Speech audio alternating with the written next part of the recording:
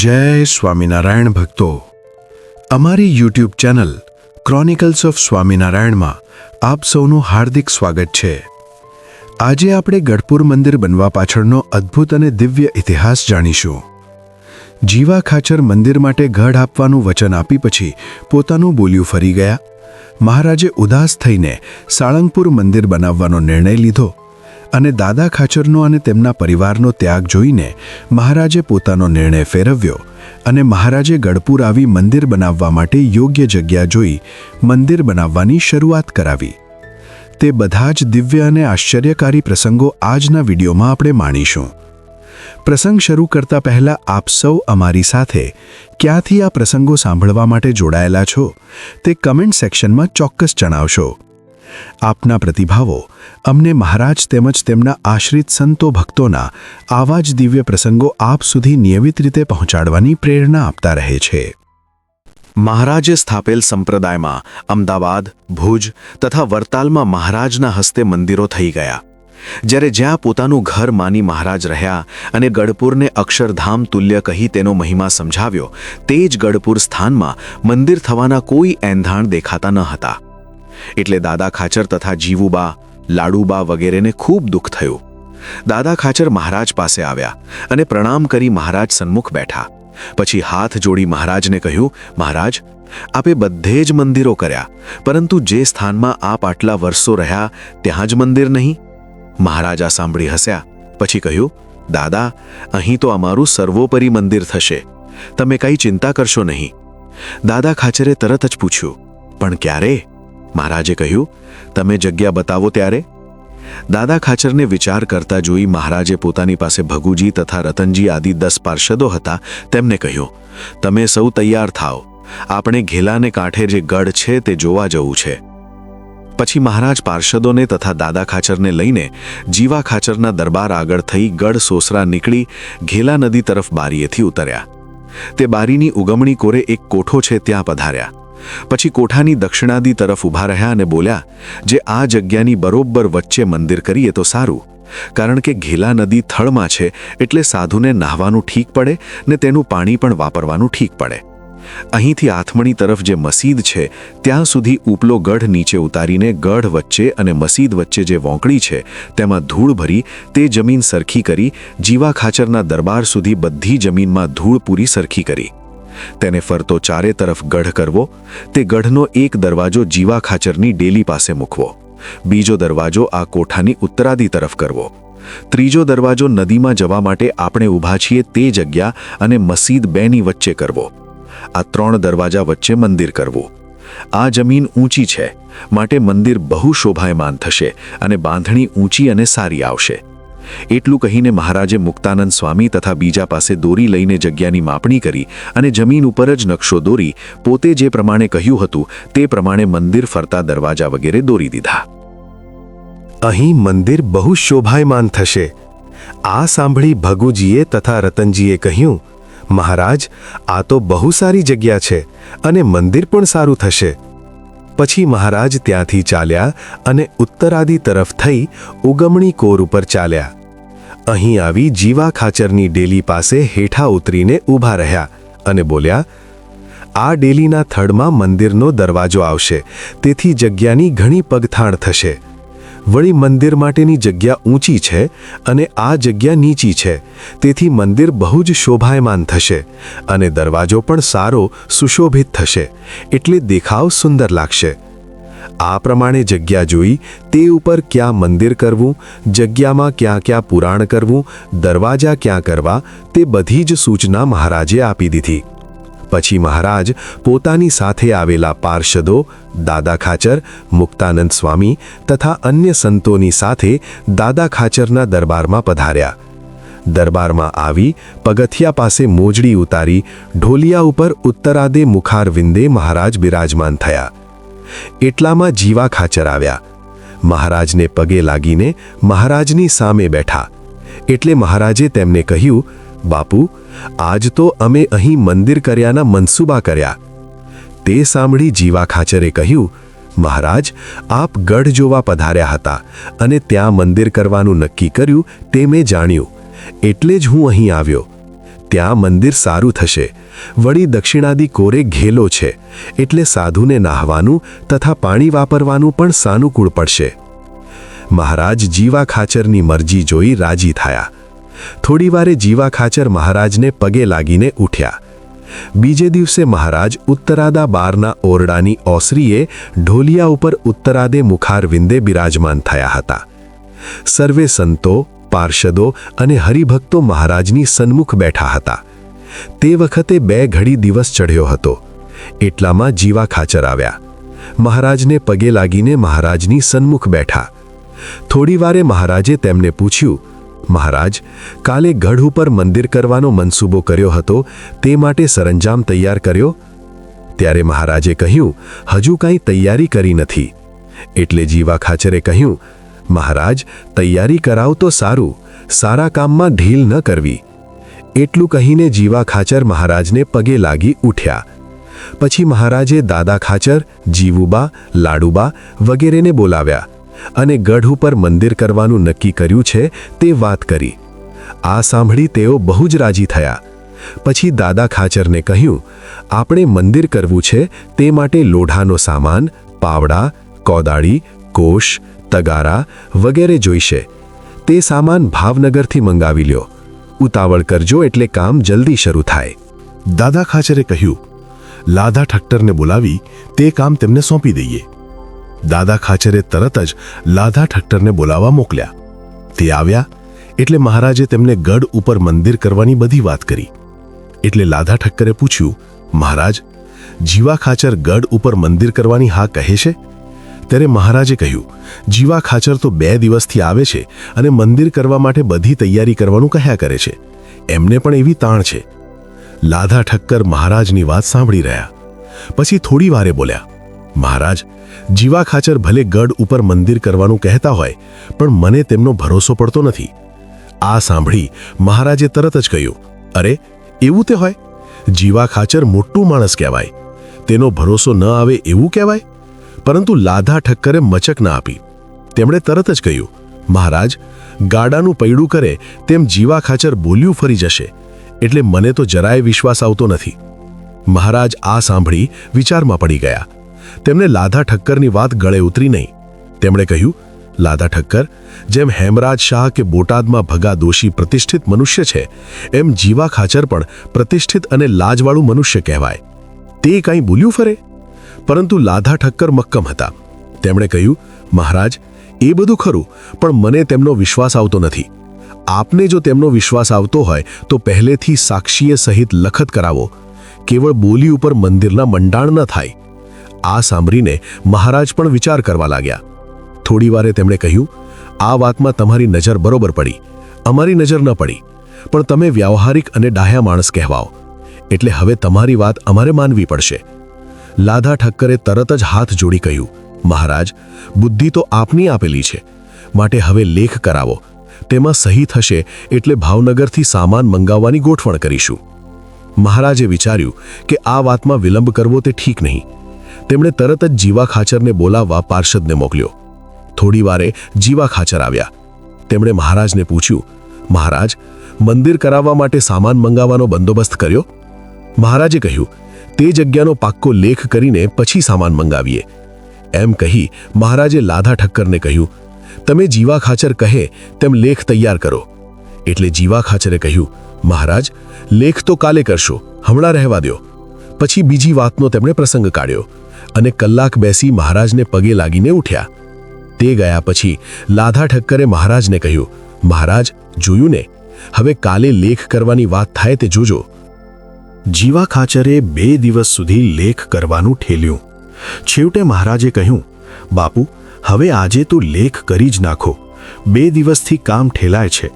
ત્યારે જીવા ખાચર હસતા હસતા બોલ્યા, મહારાજ, જમીનના કંઈ એમ લેખ થતા હશે? દરબારમાં બધાને પૂછવું પડે, એટલે કાલ ઉપર રાખો. એમ કહીને તરત જ ઉઠ્યા. તે ગયા પછી લાધા ઠક્કરે મહારાજને કહ્યું, મહારાજ, કેમ જીવા ખાચર જેમ ગાડાનું પૈડું ફરે તેમ ગોલે ફરવા માંડ્યા ને?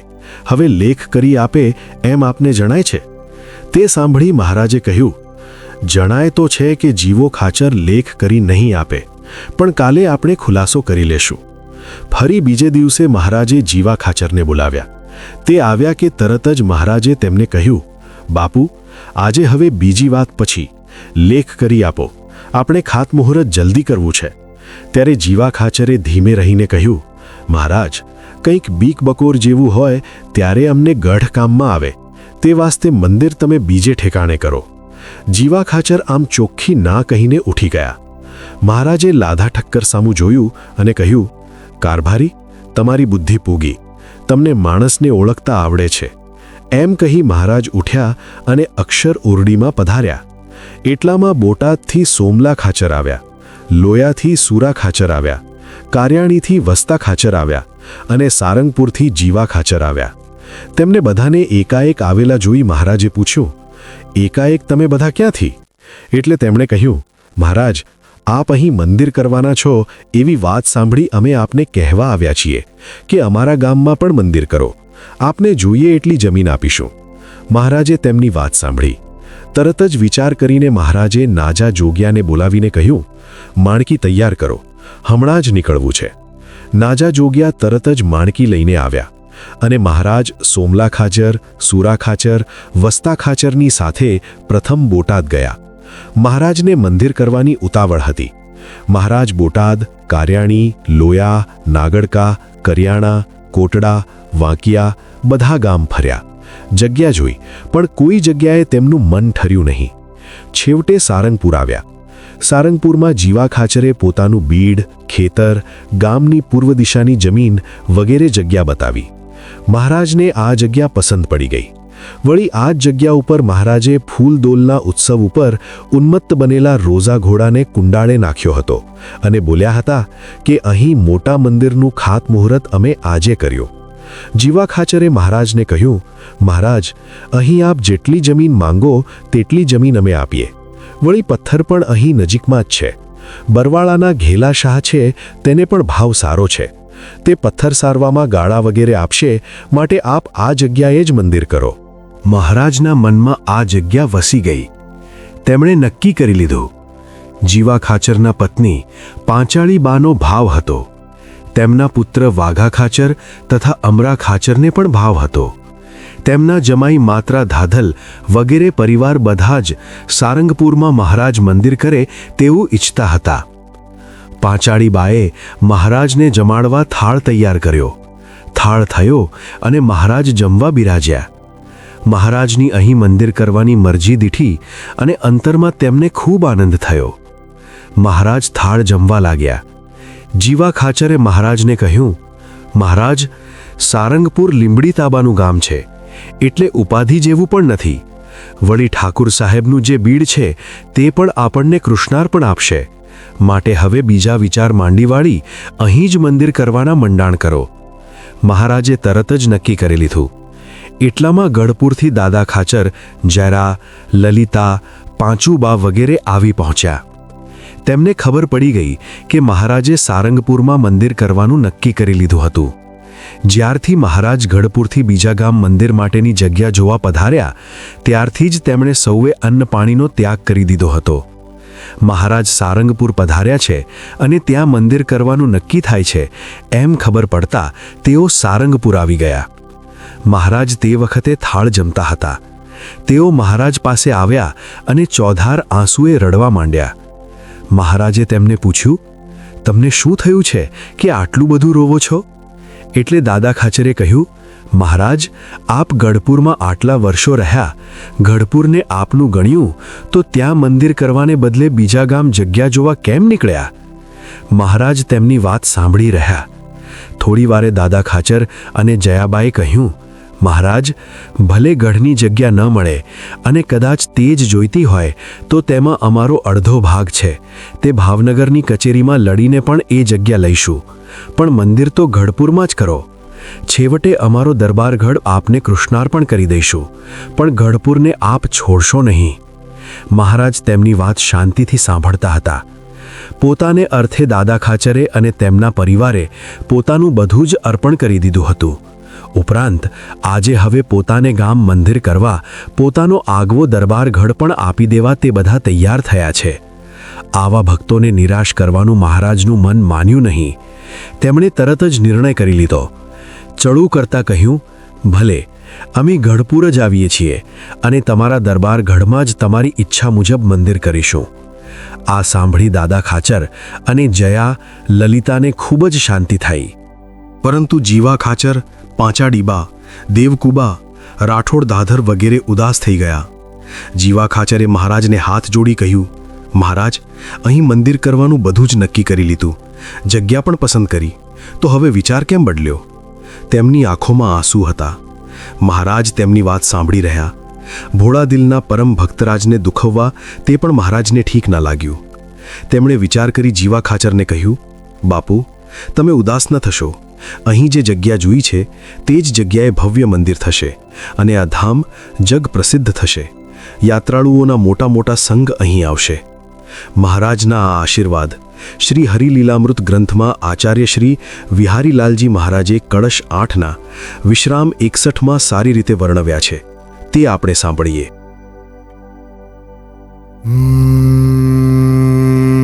બોલ્યા દીન દયાળ દુખી ન થશો, ચિંતા તમારી જશે. થાશે ધામ પ્રતાપી દેવ તણુ તે, પ્રખ્યાત પૂરું થશે.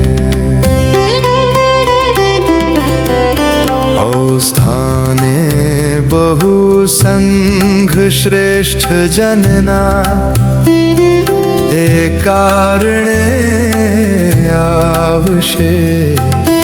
મોટું તીર્થ ગણી મહામુનિ જનો, મહાત્મ્ય સૌ ગાવશે. આમ જીવા ખાચરને આશીર્વાદ આપી મહારાજ દાદા ખાચર સાથે ગઢપુર પધાર્યા. મહારાજે દાદા ખાચરને કહ્યું, આ જેઠ મહિનામાં આપણે મંદિરનું ખાતમુહૂર્ત કરી નાખીએ. આ દક્ષિણા બારના ઓરડા છે તે જગ્યાએ મંદિર ઉત્તરાભિમુખે થાય તો મંદિરનો દેખાવ સારો આવશે.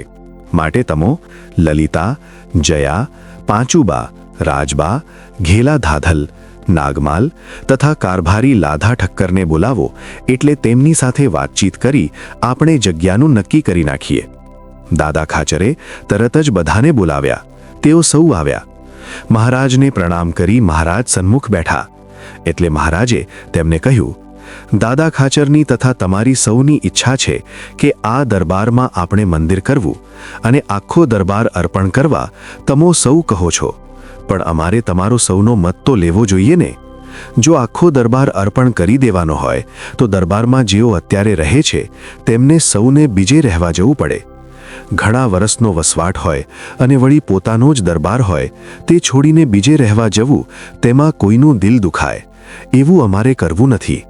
માટે તમારી હવે જેમ મરજી હોય તેમ કહો. આ સાંભળી જયાબાએ કહ્યું, મહારાજ, આપ આ શું કહો છો? અમે તો દરબાર અમારો માન્યો જ નથી. જ્યારથી આપ પધાર્યા ત્યારથી જ મનમાં સંકલ્પ કરીને આપને અમે એ અર્પણ કરી દીધો છે. કદાચ અજ્ઞાનથી મમત્વ કરીને અમે દરબાર રાખીશું તો પણ એક દિવસ તો તે છોડવો જ પડશે. તે કરતાં આપના સ્વરૂપમાં જ મમત્વ રાખી એક આપની જ મૂર્તિ રાખીએ તો ચિંતામણીમાં ધન, માલ, મિલકત બધું જ આવી જાય છે.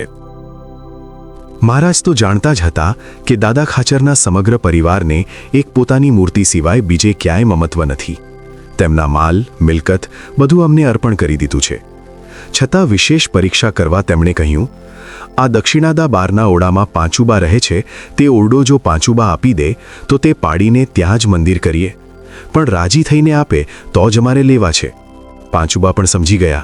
તેમણે કહ્યું, મહારાજ, ઓરડાના સ્થાનમાં જો ઠાકુરજી પધરાવાના હોય તો તેનાથી મારા બીજા ક્યાં રૂડા ભાગ્ય કહેવાય? વળી મોટી બહેને તો આપને કહી જ દીધું છે કે આ બધું આપનું જ છે, તો પછી આપ આમ કાં બોલો? મહારાજ આ બધો વખત પાંચુબા સામું જોઈ રહ્યા હતા. તેમની ભક્તિભાવ ભરી નિર્દોષ મૂર્તિ, અંતરની અત્યંત સરળતા બધું જ તેમની વાણી દ્વારા દેખાતું હતું. મહારાજે કહ્યું, પાંચુબા, તમને બીજા ઓરડા કરી આપીશું. એટલે જયાબાએ કહ્યું, મહારાજ, દરબારની આજુબાજુ બીજા ઘણા ઘરો છે, એટલે બીજા નવા ઓરડા કરાવવાની જરૂર નથી. અમે સૌ તે ઘરોમાં જઈને રહીશું. આ સાંભળી મહારાજ હસ્યા. તેમણે કહ્યું, જયાબા, તમારા ત્યાગ આગળ તો રંતીદેવ, અંબરીશ વગેરે ઝાંખા પડી જાય છે. તમારે ત્યાગ તો તીવ્ર છે, પરંતુ અમારે પણ જોવું જોઈએ ને. તમને સૌને તમારા મોભા પ્રમાણે જ રાખવા પડે. દક્ષિણાદા 12ના 5 ઉબાના ઓરડા મહારાજે માંગી લીધા અને તે પડાવવાની શરૂઆત કરી. જે હરિભક્તો આવતા તેમને સૌને મહારાજ આ સેવામાં જોડી દેતા. ઓરડાની ભીં તો બહુ જ મજબૂત હતી. તે કોઈ રીતે પડે તેમ ન હતી, પરંતુ ભીમ ડાભીએ ભીંતની નીચેનો ભાગ બંને બાજુ કોષથી કોચી નાખી અને પછી 10-15 હરિભક્તોને બોલાવી જોરથી હડસેલો માર્યો એટલે તરત જ ભીંત પડી ગઈ. મહારાજ ખુરશી ઉપર બિરાજી આ ક્રિયા જોઈ રહ્યા હતા. ભીમ ડાભીની યુક્તિથી મહારાજ પ્રસન્ન થયા અને તેમને પોતાનો પ્રસાદીનો હાર આપ્યો. વાલા ભક્તજનો, મહારાજે ગઢપુર મંદિરનું ખાતમુહૂર્ત કરાવ્યું. મંદિર માટે મૂર્તિઓની શિલાઓ મંગાવી. સંતો, ભક્તો અને સ્વયં મહારાજ એમ સૌએ મંદિરના ચણતરમાં કેવી સેવાઓ કરી. મહારાજે મંદિરના ચણતર વખતે સંતોની રક્ષા કરી અને મહારાજે સ્વયં પોતાના અંગોના માપ મુજબ શ્રી ગોપીનાથજીની મૂર્તિ બનાવડાવી. તે અદ્ભુત કથા આપણે આગળના વિડીયોમાં માણીશું. જય સ્વામિનારાયણ. જો તમને આ વિડીયો ગમ્યો હોય તો નીચે કોમેન્ટ સેક્શનમાં અમને ચોક્કસ જણાવશો. આપના પ્રતિભાવો અમને મહારાજના આવા જ દિવ્ય ચરિત્રોને વધુ સારી રીતે આપ સુધી પહોંચાડવા માટે પ્રેરિત કરતા રહે છે. અને આવા જ શ્રી હરિના ચરિત્રો નિયમિત સાંભળવા માટે અમારી ચેનલને સબસ્ક્રાઇબ અને અન્ય ભાવિક ભક્તજનો સાથે શેર કરવાનું ભૂલશો નહીં. જય સ્વામિનારાયણ.